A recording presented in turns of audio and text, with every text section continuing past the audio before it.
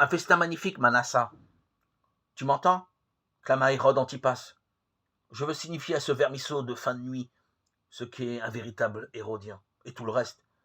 Tu feras préparer les appartements avec les serviteurs, et les bains et les parfums, tout. Mais que vient-il demander sans qui, Manasseh? Le sais-je. Mais s'il demande, c'est qu'il est inférieur. Il faut donc qu'il se sente encore plus inférieur afin de mieux mesurer ma puissance. Fais-moi venir de la Décapole les meilleurs des danseuses et danseurs. Il ne suffit pas de l'écraser, il faut le troubler. Manasseh se mit à rire.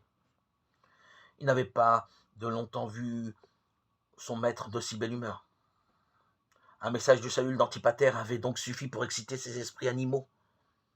Saül d'Antipater, un cousin comme on était cousin chez les Hérodiens, vaste tribu de promiscueux et d'incestueux qui s'entremariaient et échangeaient leur époux sans jamais perdre un coup de dent, car vivant tous sur un pied de prince, dans leurs rêves de grandeur, ils se disputaient héritage, territoire et prépendent sous l'arbitrage de Rome.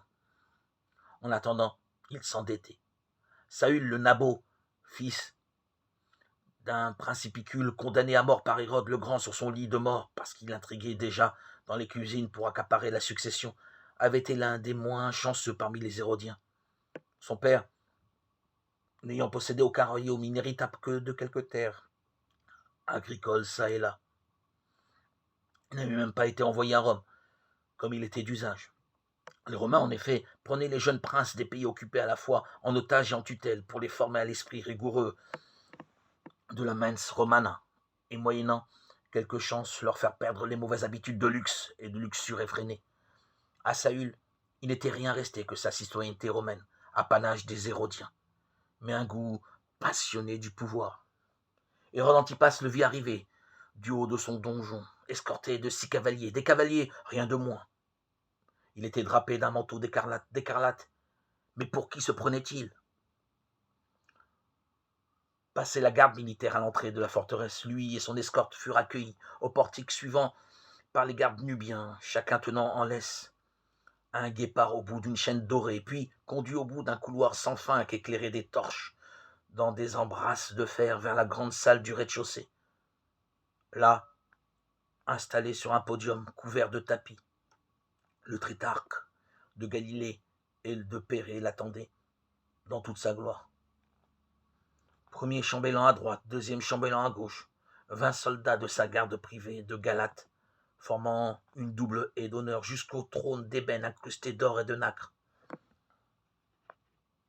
2 autres gardes noirs, torse nu, dague à manche d'or à la ceinture du pagne, tenaient en laisse 2 autres guépards, de part et d'autre du podium. Partout, de hauts trépieds laissaient échapper des fumerolles d'encens et de santal vers le plafond de cèdre. Saül embrassa la scène d'un coup d'œil. Tant d'apparat ne reflétait que la vanité du potentat. Saül tétrarque, lança-t-il avec enjouement arrivé devant le podium, qui le faisait paraître encore plus petit. Salut cousin, répondit Hérode Antipas. Bienvenue à Machéronte. Il se leva et descendit du podium, puis ils se donnèrent l'accolade, le nez de Saül sur le pendentif pectoral de grenat et de turquoise de son hôte, la poitrine meurtrie par la ceinture d'or, hérissée de cabochons.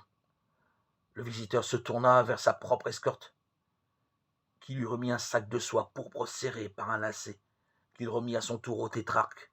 Celui-ci défit le lacet et tira du sac une aiguillère d'argent niellée, incrustée de pierres de lune. Un cadeau de roi, s'écria Hérode Antipas. Cela dépend de celui qui le donne ou le reçoit, rétorqua Saül avec un demi-sourire. Hérode goûta la saillie d'un éclat de rire et tendit le présent à Manasseh, lequel le transmit au deuxième chambellan, lequel le tendit à un majordome, et ainsi de suite, jusqu'à ce que l'aiguillère eût disparu dans les profondeurs de la salle. Saül fut conduit à ses appartements, son escorte au sien. 2 esclaves offrirent leur service aux visiteurs. Le majordome apporta un plateau de fruits accompagné d'un carafon de vin et d'un verre orné d'or et annonça que le souper serait servi au coucher du soleil. Il contempla le paysage de sa fenêtre et son regard remonta le long de la vallée du Jourdain. C'était au-delà que tout se jouait. dans les territoires rebelles de la Galilée.